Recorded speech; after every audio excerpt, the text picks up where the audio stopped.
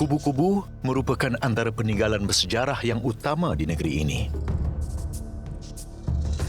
Kubu-kubu ini adalah simbol kerajaan Raja Brooke dan berfungsi sebagai benteng pertahanan terhadap serangan musuh. Ada berlaku pertempuran antara kerajaan Raja Brooke dan penduduk Dayak. Yang paling terkenal adalah ekspedisi Bukit Sadok yang berlaku antara tahun 1857 hingga 1861. Perjalanan saya hari ini adalah untuk mengupas sejarah kubu-kubu lama yang menyaksikan banyak pertempuran dan watak terkenal yang terkait bersamanya, iaitu pahlawan rentak.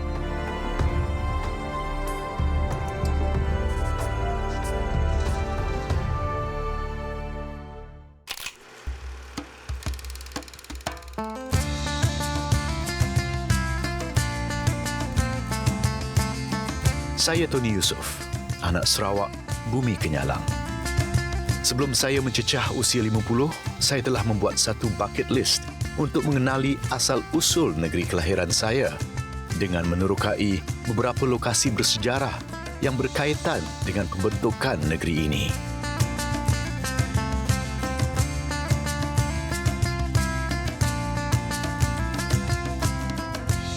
Ini adalah perjalanan saya di dalam Pejalai Kami Orang.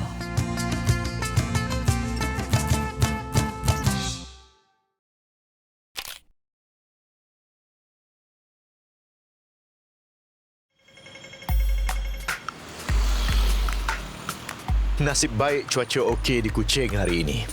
Bukan hujan lebat macam hari itu.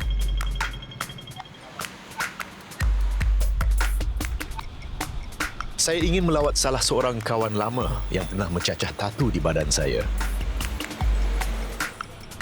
Beliau adalah artis terkenal di Sarawak dan juga di luar negara.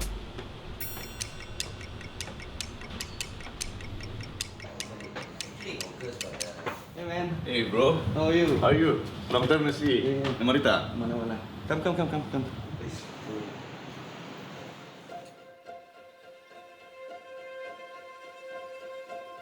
So, what brings you home? Well, a couple of reasons. First of all, to pulang kampung. Yeah. Dah lama si pulang. Which brings me to here. Yeah. I want to know about tattoos. Yeah. How significant are tattoos in the Iban culture? For the Ibans, it is to mark a person's, it serves like a diary.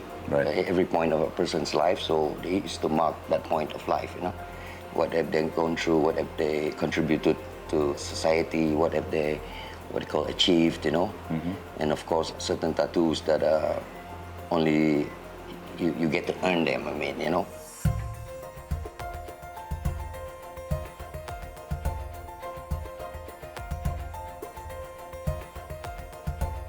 What kind of tattoos would Rentap have on his, if he was still alive now? I presume he would have the Teguluns, yeah? Of course, the Tegulun signifies that he has taken heads in life, yeah? Yeah. I'm sure he did, yeah? He will have the back pieces, as a shield from evil spirits. And of course, he would also have the throat tattoo, a throat tattoo. For that throat tattoo, it would mean that he has reached a higher state, yeah? Tatu di leher menunjukkan bahawa pahlawan Rentap juga adalah pahlawan terulung. Di kalangan kaum Iban, mereka dikenali sebagai bujang berani. That's the one, yeah. I have Rentap there. This is your... My depiction of Rentap. Okay, this is the Tegulun, yeah. So, yeah. I measured it with my hand. So, so you can see that it's quite dense. So, there's a lot of life taken there, either in share of the head hunting expedition or actually taking the head itself. Yeah. Right. So that's my depiction of Rentap. That's how I imagine. Okay, your impression of who Rentap might have looked like, how he might have looked like. Yeah, with the throat tattoo and then with the eyebrow tattoos, the dots in the eyebrow. Very handsome Iban fella he is, huh? Tough, strong. Yeah, not bad, your portrait drawing. You should be a tattoo artist or something. Yeah, think about it one day. Yeah, it's a good advice. I should think about it one day.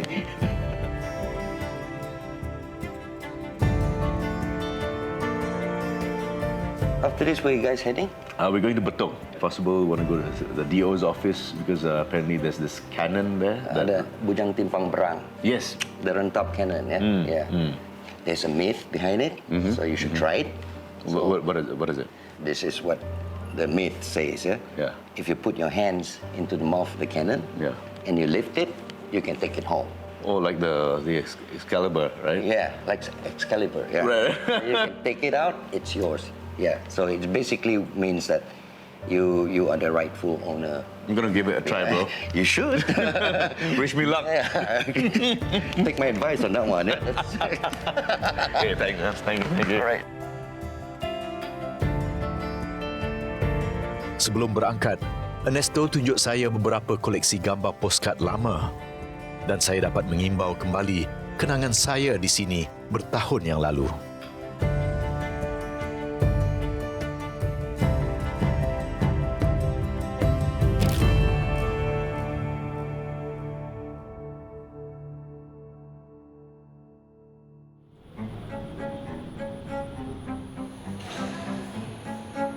Sebelum ke Betong, saya sempat ke UiTM Sarawak untuk mendapatkan lebih maklumat untuk misi saya hari ini. Dah lama saya tak jejak kaki ke pekarangan universiti. Rindu pula zaman belajar di kampus dulu.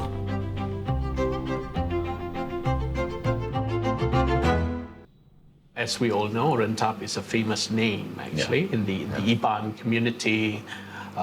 Also in Sarawak as a whole, he's a known warrior. There were several reasons why they had that encounters with the broom.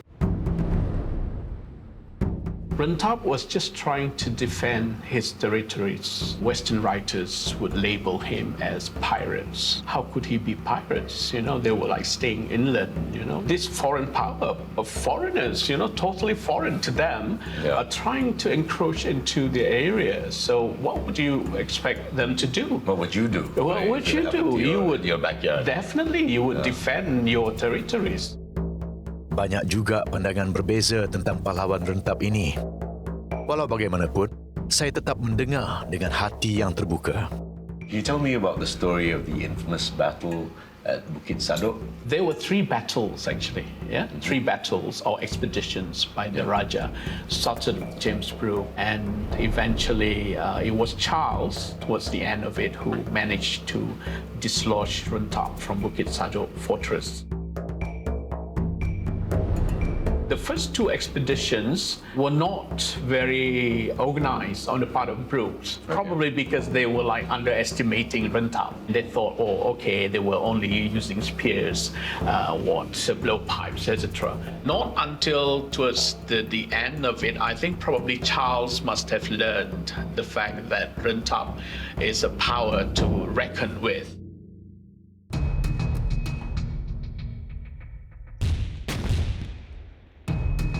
So he brought along with him huge number of men actually, the Ibans, Malays and some Chinese as well. And they brought along with them weaponry.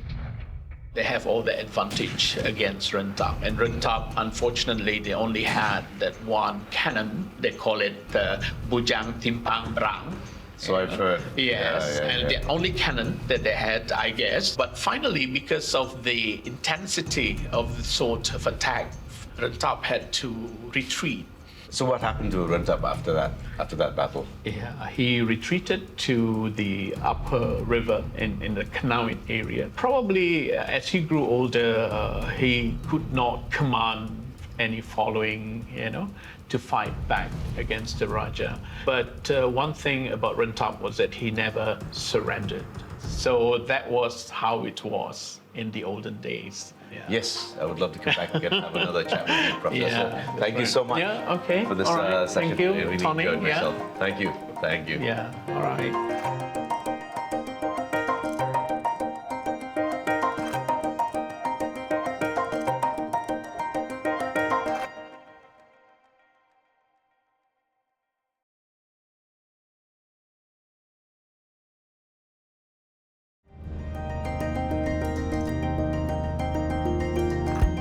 Saya meneruskan perjalanan saya pada hari ini ke Betong.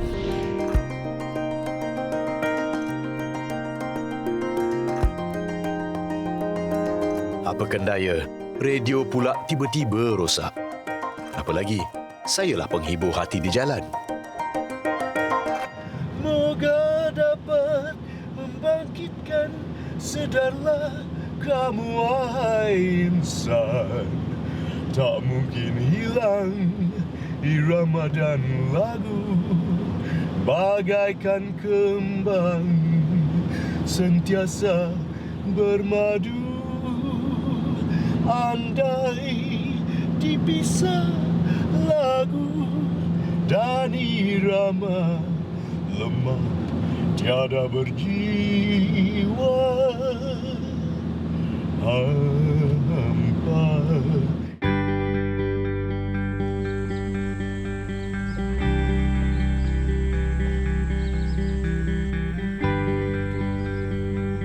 Sampai je ke destinasi, saya terus ke pejabat daerah Betong, tempat pameran meriam Bujang Tempang Berang. Saya terus teringat cerita Ernesto tadi. Saya nak cuba nasib dengan meriam ini.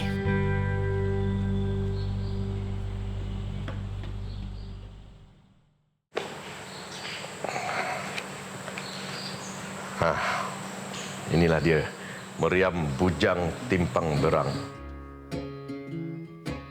Saya akan cuba masukkan tangan saya dan harapnya sayalah yang terpilih, maka ini meriam kepujaan saya.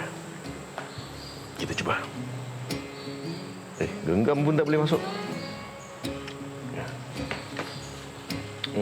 Agak ketat ya. 1, 2.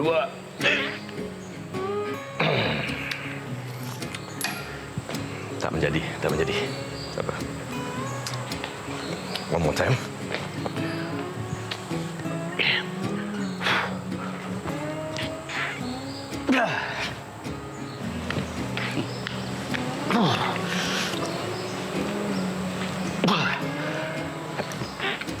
Buat apa tu?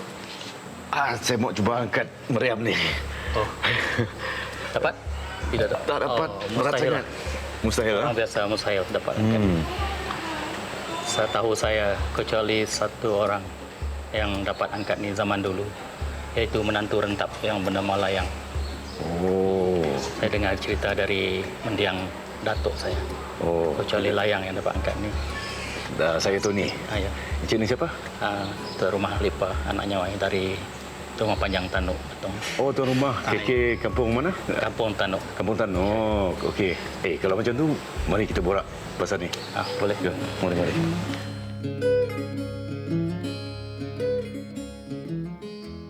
Menurut KK, ada cerita menarik tentang bagaimana meriam ini dibawa ke Bukit Sadok.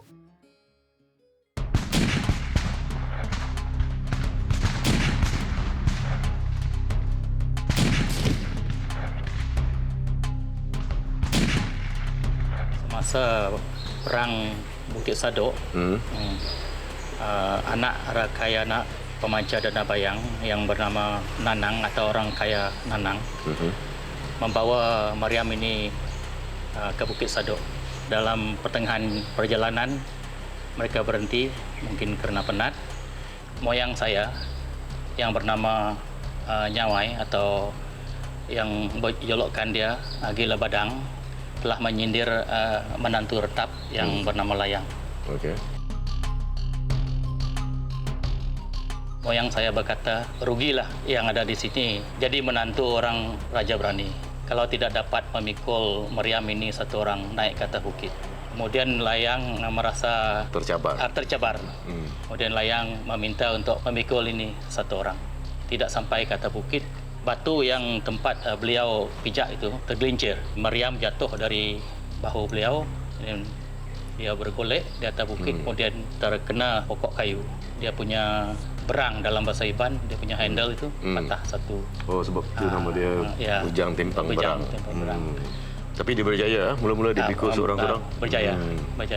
Tapi cuma separuh jalan sajalah. Separuh jalan.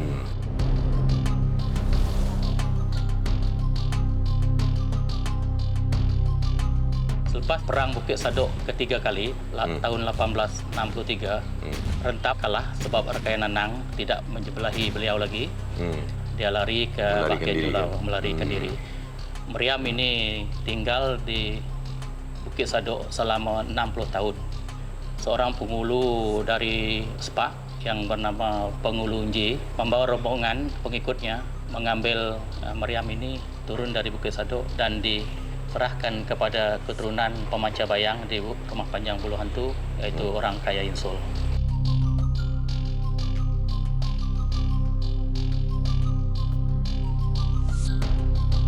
Lepas beberapa tahun di Rumah Panjang, mereka menghantar meriam ini ke Kubu Lili atau Fort Lili. Dalam tahun 1976-77, meriam ini ditempatkan semula di pejabat daerah Betong yang lama, tidak jauh dari Kubu Lili yang sekarang. Oh, okey. Dan kemudian Jadi, dipindah ke sini. dipindah ke sini selepas pejabat ini siap.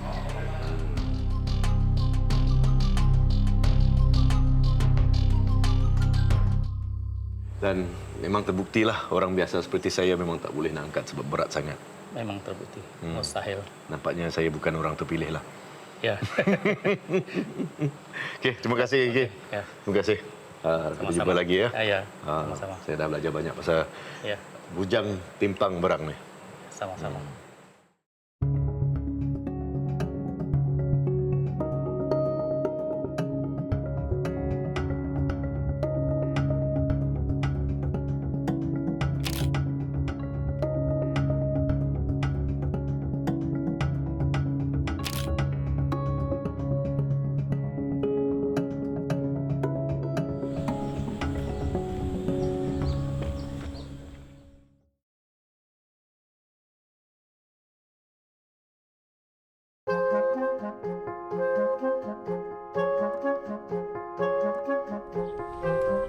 Ini adalah Fort Lili, kubu terkenal semasa pemerintahan Raja Brooke.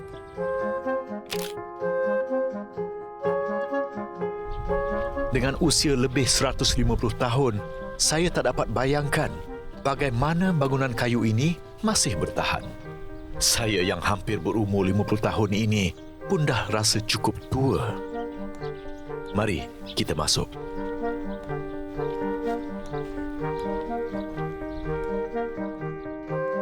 Hello. Hai, terima kasih. Kami Tony. Boleh? Silakan, ya. Boleh masuk ah? Boleh. Okey. Buka kasut tu. Buka kasut. Okey, thank you. Kubu ini dibina pada tahun 1858 untuk melawan serangan orang Iban dari Sadok. Ianya berlaku selepas ekspedisi pertama Raja Kedua, Charles Brooke, menentang Rentap pada tahun 1857. Fort Lili ini telah melalui satu pengubahsuaian yang besar, tapi struktur utama dia masih lagi sama sejak dulu. Kita boleh nampak ya, dia dibina daripada kayu belian, of course.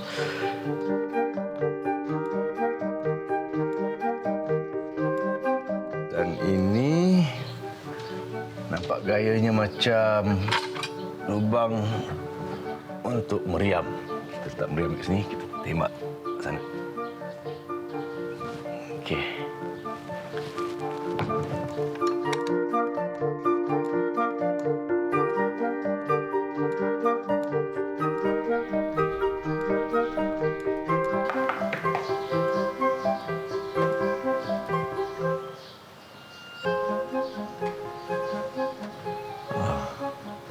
I'm guessing this must be the door to the staircase down. Let's see. Semasa berjalan di dalam kubu ini, saya tertarik dengan tangga yang boleh diangkat dengan menggunakan takal. Ini adalah cara untuk menghalang musuh dari naik ke kubu. Wah, macam adegan perang dalam filem epik lama dengan meriam dan lembing. Saya nak ambil gambar sekejap tangga unik ini.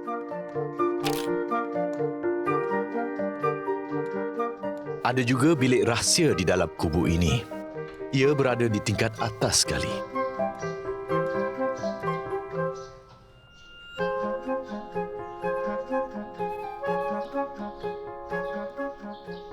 Saya rasa dulu bilik ini digunakan sebagai tempat pemerhatian jika ada serangan dari musuh. Bangunan ini memang direka dengan baik sekali untuk tujuan pertahanan semasa dulu.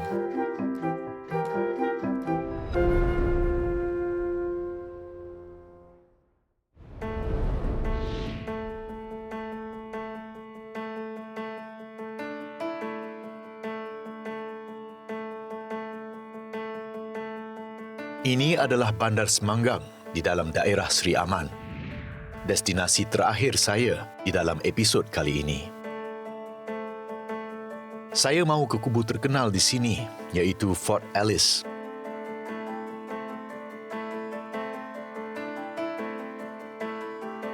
Kubu ini terkenal dengan lokasi strategiknya yang menghadap Sungai Batang Lupar.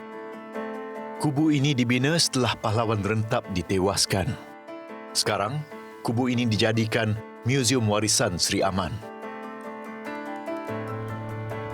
Dulu, kubu ini tidak diselenggara dengan baik. Tapi sekarang, keadaannya memang best.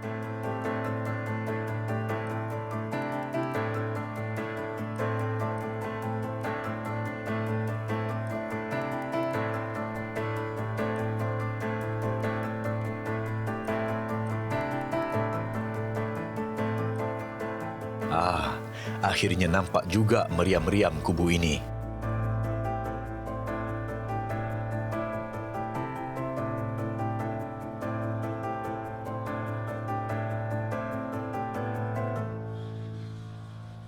Asal-usulnya ini adalah Fort James pada 1849, tapi bukan terletak di sini. Dia terletak dekat Ulu sekarang sana. Dia mengambil masa 30 minit lah menggunakan sampan. Okey. Ke ujung sana. Oh, asalnya kubu James. Kubu James. Fort James. Okey. Lepas tu, James Book berpendapat kawasan itu tidak sejuk sebab dia sama tinggi dengan sungai. Tidak tinggi. Dia kena cari tempat yang lebih tinggi lah. Lebih tinggi. Lepas tu dia senang untuk diserang musuh sebab rendahkan. Lepas tu senang juga untuk dilanda bencana alam lah macam banjir ya. Okay, lepas tu James Book naik lagi ke hilir. Dia tengok kawasan ini berbukit, so dia Lebih sesuai. lebih sesuai untuk dijadikan tempat pertahanan lah pada masa itu.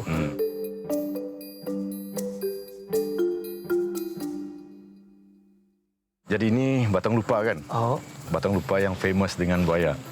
ya betul. Itulah sejarah Bujang Senang. Bujang senang. Jadi memang tak akan tengok orang mandilah ke sini kan? Ada jugalah orang. Ada juga. Budak-budak. Yang sudah laju hidup kan? Okey.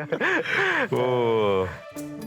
Itu saya ada pergi mancing dekat Ulu sana. Masa tu saya dengan kawan tengah nak menyeberangi sungai tu. Dia turun daripada tebing tu. Dia turun daripada tebing. Takut tak masa tu? Beremanglah belum. Tengok. Oi, kalau buaya tu. Aduh.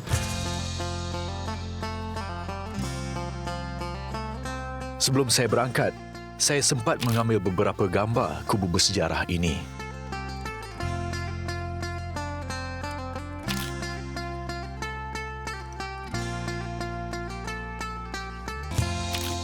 Apabila saya melihat lokasi kubu ini, saya dapat bayangkan bagaimana penghuninya dahulu mempunyai kehidupan yang amat berbeza di sekitar sungai ini berbanding dengan keadaan yang aman damai sekarang.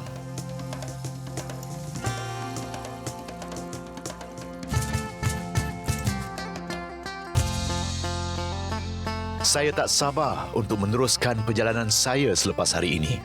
Jumpa lagi.